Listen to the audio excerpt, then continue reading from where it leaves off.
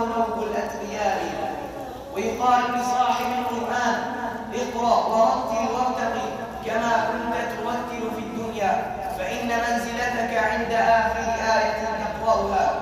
تلك الآيات التي يقرأها حافظ القرآن يصعد درجاتها عبر صلة المدارسة والتدبر والتعرف على آيات الله، ليستحق في النهاية ذلك اللقب الشريف، لقب حافظ القرآن.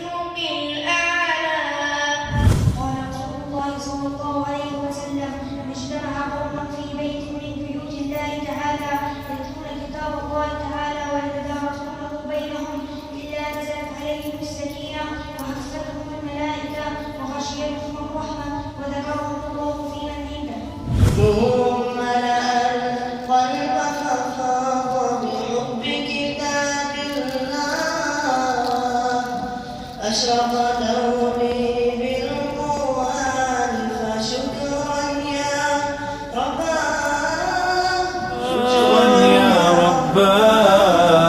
يمحو عتم الليل المظلم، يروي ظمأ الروح، يجعلنا من أهل الله يطيب به المجروح.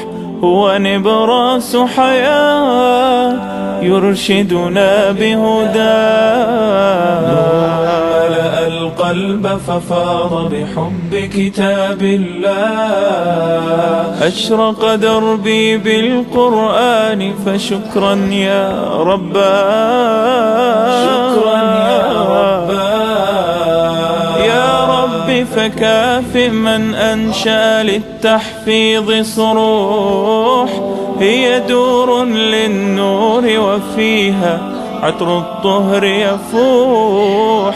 هيا يا من تاه فالقرآن نجاه.